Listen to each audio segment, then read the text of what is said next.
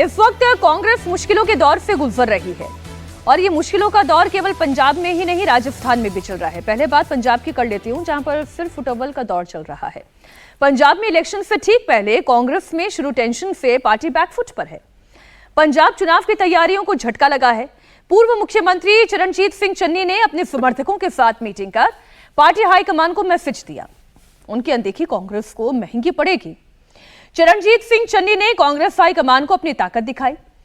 चन्नी के बुलावे पर 5 मौजूदा विधायकों के अलावा कई पूर्व सांसद, पूर्व विधायक, पूर्व मंत्रियों और जिला अध्यक्षों समेत कांग्रेस के 65 नेता पहुंचे। चन्नी के पुश्तैनी घर में मीटिंग हुई। मीटिंग में सभी नेताओं ने इस बात पर सहमति जताई कि कांग्रेस को पंजाब में चरणजीत सिंह चन्नी को सीएम पेस घोषित करना चाहिए। दरअसल 2 दिन पहले कांग्रेस हाईकमान ने पंजाब में पार्टी के संगठन का पुनर्गठन किया था।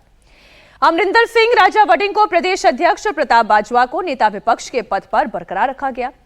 इससे चन्नी बहुत नाराज हुए। वो ये चाहते थे कि पंजाब कांग्रेस की कमान उनके हाथों में सौंप दी जाए, उन्हें प्रदेश अध्यक्ष बनाया जाए, लेकिन पार्टी ने चन्नी को इलेक्शन कैंपेन कमेटी का चेयरमैन बना दिया। चन्नी इससे खुश नहीं है, इसलिए उन्होंने अपने सपोर्टर्स के साथ एक रणनीति बनाई। अब सवाल यह है कि अगर कांग्रेस वाला कमान चन्नी और उनके समर्थकों की बात नहीं मानता है तो फिर चन्नी क्या करेंगे? बगावत करके क्या कोई नई पार्टी बना लेंगे? किसी और दल के साथ चले जाएंगे? पंजाब के सीनियर नेता और राजस्थान कांग्रेस के प्रभारी सुखजिंदर सिंह रंधावा ने क्या कहा, वो आप सुने। देखिए, किसी भी लिस्ट के आने के बाद ऐसी बात हो जानी तो वो नुकसान तो करती है। ये तो मेरी एक आदत बन गई है कि मैं सच्चाई बोल देता हूँ, पता नहीं उसका मतलब क्या निकले। तो सच बोलिए सर, क्या ये लिस्ट से 2027 का विधानसभा चुनाव कांग्रेस जीतेगी? अभी देखिए कि इतने बुरे हालात भी नहीं हैं जो आप कह रहे हैं, पर सोचने वाली बात है कि ये नौबत नहीं आनी चाहिए थी। इतना मीटिंग्स करके और उसके बाद भी सेटिस्फाइड ना होना, ये दुख वाली बात। अब 2 प्रश्न इससे निकलते हैं जो मैंने दर्शकों के सामने भी रखा। विजय जी, क्या चरणजीत सिंह चन्नी के पास वो ताकत है कि अपनी पार्टी बना ले, पहला ऑप्शन, या फिर राहुल गांधी उन्हें मना लेंगे, अपने साथ जोड़ के रखेंगे, या फिर कोई तीसरा ऑप्शन भी चरणजीत सिंह चन्नी एक्सप्लोर कर रहे हैं किसी और दल के साथ जाने के? जो पहले 2 सवाल आपने किए हैं, क्या चरणजीत सिंह चन्नी से पूछा कि उनके ये ऑप्शन हैं? उनके ऑप्शंस में नहीं है ये, मेरे ख्याल से, कि वो नई पार्टी बनाए। तो वो दबाव डालेंगे राहुल जी के साथ मिलने का भी मतलब कोई ऐसा उनके मन मंशा लग नहीं रही मुझे। अब तीसरा जो सवाल है, वो आपने 2 सवाल बेवजह उनके साथ जोड़ दिए। चल, उनका मन कहाँ कि नई पार्टी अलग से बनाएंगे? नहीं बना रहे। राहुल जी के साथ रहने का भी, हाँ, वही तो मन नहीं है उनका। तो अब जो तीसरा सवाल है उस पर काम चल रहा है। तो ये ऑप्शन कहाँ एक्सप्लोर कर रहे हैं? एक पॉलिटिकल वो विजय जी कह रहे हैं कि आजकल मर्ज करने की परंपरा बहुत ट्रेंड दिखाई दे रहा है, इधर से उधर आकर के मर्ज कर जाना। नहीं तो ये ट्रेंड कहाँ पर, ये कहाँ फिक्स हो सकते हैं? कोई चन्नी जी मेहनत का काम करते दिखे क्या? हाँ। भाई, मुख्यमंत्री बना दिए गए थे, अगर बहुत मेहनत कर पाते तो कांग्रेस को दोबारा सत्ता में ले आते। तो मेहनत वाला काम है पार्टी बनाना, बनी बनाई पार्टी में चले जाना, बनी बनाई पार्टी का हिस्सा हो जाना, और वो भी एक शक्तिशाली पार्टी हो जिसकी। लेकिन बनी बनाई पोजीशन पर भी पार्टी को जिता कहां पाए थे? नहीं, उनको पोजीशन तो अब इसीलिए तो आ रहे हैं ना, उसकी भाई, वो अगर जाएंगे तो इसीलिए तो जाएंगे ना, क्योंकि बनी बनाई पार्टी है, सब कुछ ठीक है, केंद्र में सब कुछ है। और रवनीत बिट्टू जी आदर्श उदाहरण है किसी के लिए भी पंजाब में। नहीं, कहने का मतलब क्या है? हारने के बाद भी मंत्री बनेंगे। कहां जा रहे हैं? नहीं, कहां जा जाएंगे? हैं? और कोई विकल्प तो नहीं दिख रहा है। मतलब इस वक्त तो देश में जिस तरह का मानस है उसमें भगवा होने कहाँ जाएंगे, कहाँ जाएंगे, ये तो सवाल अब नहीं रह गया है। गंगा सागर से आधा किलोमीटर आप नदी के लिए पूछ रहे हो कि कहाँ जाएगी ये नदी?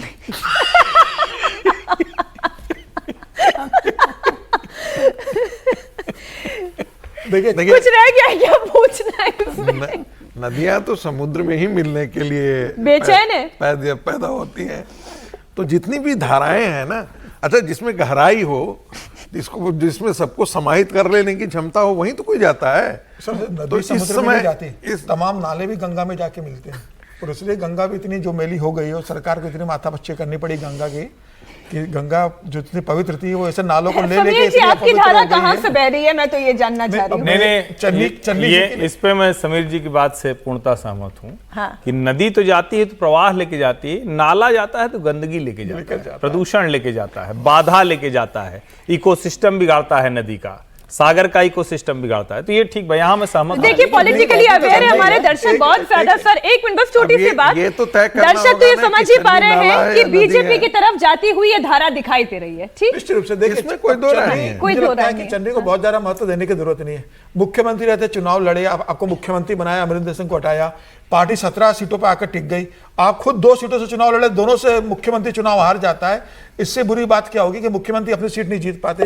राजा वडिंग लगातार वहां संगठन में काम कर रहे हैं और चुनाव के 8 महीने पहले आप कहते हो कि आपको अध्यक्ष बना दिया जाए, सिर्फ इसलिए कि भाई मैं पहले मुख्यमंत्री रहा हूं। तो मुझे लग रहा है कि अब पार्टी ने तय कर लिया है। बहुत लंबी बैठक कांग्रेस हाईकमान ने की थी, लंबी बैठक की, और तमाम पार्टी के नेताओं से, प्रभारियों से बात की और यह तय किया कि अब भाई बहुत ज्यादा महत्व देने की जरूरत नहीं है। और पार्टी इस बात को मान के चल रही थी कि भाई चन्नी विद्रोह कर सकते हैं, चन्नी पार्टी बना सकते हैं, चन्नी किसी और पार्टी में जा सकते हैं। पार्टी ने मान के चला है कि भाई चन्नी रहेंगे तो ठीक, नहीं रहेंगे तो ठीक, हम आगे बढ़ेंगे। लेकिन अब चन्नी को जो लेंगे उनको भी तो सोचना पड़ेगा कि उन्होंने कहा था कि ये चन्नी ने तो चवन्नी है, ऐसे चवन्नी का लेके हम क्या करेंगे। तो अब उस चन्नी को चवन्नी चवन्नी समझने वाला वाला मत कहा कि सर, वो मतलब हमेशा इसका परिणाम उल्टा ही होता है। चवन्नी जहां आती है बात, वो सब उलट जाते हैं। पहले भी चवन्नी आइए चवन्नी कांग्रेस से फायदा होता है, ₹1 हो जाता है। दो लीडर वाली पार्टी भी क्या क्या कमाल कर देती है वो दक्षिण में हमने देखा है। अब लेकिन जो कल एक होगा बहुत यहाँ पर मजेदार- फाइट लेकिन कल कॉर्नर चन्नी ने है। एक बहुत मजेदार बात बोली। क्या? कल अपने नेताओं के साथ बैठक की तो उन्होंने कहा कि भाई जब मैं जिस लड़की को पसंद करता था तो उसके मैं मिलने गया और फिर मैं उनके पेरेंट्स से मिलने चला गया, तो पेरेंट्स ने मुझे धक्के मार के भगा दिया कि तुम्हारी हैसियत नहीं है हमारी बेटी से शादी करने की। लेकिन मैंने हिम्मत नहीं हारी, मैं लगातार उनको मनाते रहा, चक्कर खाते रहा, धक्के खाते रहा, उनको मनाते रहा। आखिरकार वो हार के उन्होंने अपनी बेटी की शादी मेरे से कर दी।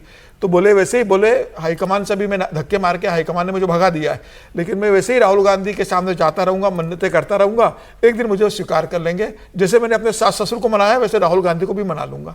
अब ये उसने कहा है, अब वो कब तक चक्कर खाएगा दिल्ली के, ये मुझे देखने नहीं वाली पता, बात ये होगी। समीर जी नहीं, नहीं, इंफॉर्मेशन ये दे तो रहे हैं। लेकिन ये सर 7 मिनट हमने ऐसा पंजाब पे निकाल ऐसा दिया, बयान राजस्थान नहीं बिहार सब ऐसा बाकी है। बयान नहीं देना चाहिए था उनको। ये तो राहुल जी के ऊपर सवाल खड़ा कर रहे हैं, जैसे मतलब उनकी पत्नी के माता पिता उनको योग्य नहीं समझते थे, ऐसे ही राहुल जी चन्नी जी को योग्य नहीं समझे। लेकिन चन्नी जी को तो मुख्यमंत्री बनाया था। बात तो ठीक है। अच्छा, ये फिर फुटबॉल जो देखिए, है वो चन्नी- राजस्थान कांग्रेस में भी हो रही है। सर राजस्थान और बिहार कहीं रह ना जाए। 7 मिनट हम दे चुके हैं चरणजीत चन्नी जी को। इतने पंजाब महत्वपूर्ण नेता कांग्रेस पर आप में चर्चा कलह नहीं के करना बीच राजस्थान कांग्रेस के प्रभारी सुखजिंदर सिंह रंधावा अमित शाह से मिले हैं। इस मुलाकात के बाद अटकलों का बाजार गर्म है और टेंशन में राजस्थान के पूर्व मुख्यमंत्री अशोक गहलोत हैं। अचानक अशोक गहलोत ने सुखजिंदर सिंह रंधावा की तारीफ में पोस्ट किया। सोशल मीडिया एक्स पर उनकी तारीफ के पुल बांधे। चर्चा और गर्मा गई कि राजस्थान से कोई हलचल होने वाली है। अमित शाह से मिलने का रंधावा का मकसद क्या है? हालांकि मुलाकात के बाद सुखजिंदर सिंह रंधावा ने सारी अटकलों को खारिज भी किया। क्लियर कहा कि अमित शाह से वो पंजाब के कई मुद्दों को लेकर मिले हैं। पंजाब में लॉ एंड ऑर्डर, नशे का मैटर, इन सब पर बात हुई। हालांकि ये बयान देकर उन्होंने कांग्रेस की टेंशन जरूर बढ़ा दी है। पंजाब में हुए कलह का असर चुनाव पर पड़ सकता है और कहा कि ऐसी नौबत नहीं आनी चाहिए। ये जानकारी भी आपको दे दें कि राजस्थान में गहलोत और पायलट के बीच जुबानी जंग भी तेज हुई है। अशोक गहलोत ने कई बार सचिन पायलट पर अटैक किया। राजस्थान के प्रभारी पद पर एक्टिव रंधावा के शाह से मिलने पर अशोक गहलोत की टेंशन जरूर बढ़ गई है। सर क्या खिचड़ी पक रही है इस वक्त राजस्थान में, विजय जी? राजस्थान अभी तो ऐसा ही चलता रहेगा, क्योंकि अशोक गहलोत जी जो सबसे बड़े नेता माने जाते हैं वहाँ पे कांग्रेस के, वो अपनी जो जगह है उसको नहीं छोड़ना चाहते। अब जब तक राहुल गांधी जी या कांग्रेस की लीडरशिप जैसे कर्नाटक में फैसला किया जो DK शिव कुमार का, उस तरह का कोई फैसला नहीं करते, तब तक ये स्थितियां बनी रहेंगी। वहाँ पर सचिन पायलट को उस तरह से जगह मतलब औपचारिक तौर पर नहीं मिलेगी। बाकी वो अपना कर रहे हैं, वो भी बड़े नेता हैं, युवा नेता हैं एक तरह से, और लंबी लड़ाई वो लगातार लड़ते रहे। प्रदेश अध्यक्ष के तौर पर जब सरकार बनी कांग्रेस की तब भी उनको मौका नहीं मिला, फिर भी वो चलते रहे। और बहुत सारे लोगों ने कहा कि वो बीजेपी में चले जाएंगे, नहीं जाएंगे, लेकिन वो नहीं और रंधावा जी अपना मन बदल रहे हैं। अभी तो चर्चा ये भी बहुत तेजी से हो रही है। मैं इसको इसीलिए आपने दोनों बातों को इतना घालमेल कर दिया, रंधावा जी खुद कंफ्यूज हो जाएंगे। अभी वो अमित शाह से मिलकर आप राजस्थान की स्टोरी से उनको जोड़ रहे हैं। अब उनका मन कहाँ पर है, पहले वो तो बताएं कि वो क्या मन है उनका, और उनका मन कहाँ पर है ये सवाल है। और गहलोत जी उनकी तारीफ कर रहे हैं, इसमें उनका क्या मन है, मुझे तो सबके मन का सवाल पूछना पड़ेगा। लेकिन आपने एक इशारा कर दिया, क्योंकि चरणजीत सिंह चन्नी के बाद में इस स्टोरी को आपने यूज किया है। प्रोफेसर साहब देखिए, वो गए हैं तो जरूर राजस्थान के प्रभारी, लेकिन वो काम पंजाब के लिए कर रहे हैं और पंजाब के लिए काम करेंगे। मुझे लगता है कि आने वाले दिनों में आप उन्हें कहीं और देखेंगे, जिसकी ज़्यादा संभावना आप जब ऐसे बोले कि हैं तो वो राजस्थान के प्रभारी और काम पंजाब से हैं, वैसे वो पंजाब के लिए करेंगे, पंजाब के लिए काम कर रहे हैं, पंजाब के लिए मुझे ऐसे सुनाई दिया कि वो है पंजाब के लिए काम कर रहे हैं। सही है, अच्छा भरा, जिसे कहा जाता है ना, मुंह में घी शक्कर या क्या कुछ कहा जाता है, अच्छा होगा। भारतीय जनता पार्टी तो चाहेगी कि वो इधर की तरफ आ जाए, और अभी तो भारतीय जनता पार्टी में जो आ रहा है ना, तो शुभ समाचार लेकर ही आ रहा है। अभी गड़बड़ नहीं हो रही कहीं पर, अभी लेने के बाद गड़बड़ी नहीं हुई है। AIDMK के साथ एक थोड़ा सा गठबंधन फेल कर गया, उतना अच्छा नहीं परफॉर्म कर पाया, लेकिन बाकी जगह जहाँ से लोग आ रहे हैं, वैसे भी बैंक्वेट हॉल खाली पड़ा अभी। हाँ बिल्कुल, इसमें कोई दौरा नहीं है कि पंजाब में भारतीय जनता पार्टी का कोई बड़ा चेहरा उभर करके नहीं आया है, कोई नेतृत्व नहीं उभर करके आया है।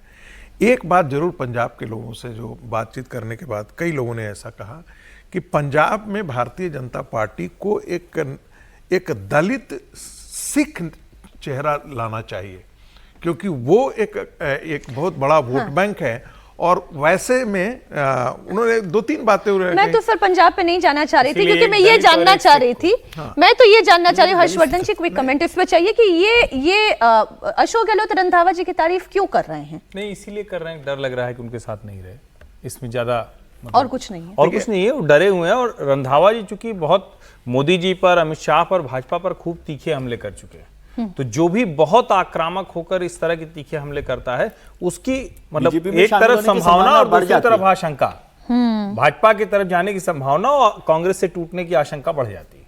अब बाकी तो रंधावा जी तय करेंगे, वो जो तय करेंगे। और जो कह रहे हैं ना, देखिए दलित और सिख दोनों एक आ जाए तो कितना अच्छा होगा, अलग अलग से क्या। सबसे बड़ी बात है, डेरा बाबा नानक में इनका अच्छा होल्ड है रंधावा का, तो अगर ये जाएंगे तो डेरा बाबा नानक के बहुत फॉलोअर्स है वहां पर बड़ी संख्या में, तो ये भी एक गणित हो सकता है कि भाई इनको लेकर वहां से लिया जाए। लेकिन फिलहाल की संभावना कम नजर आती है कि वो जाएंगे।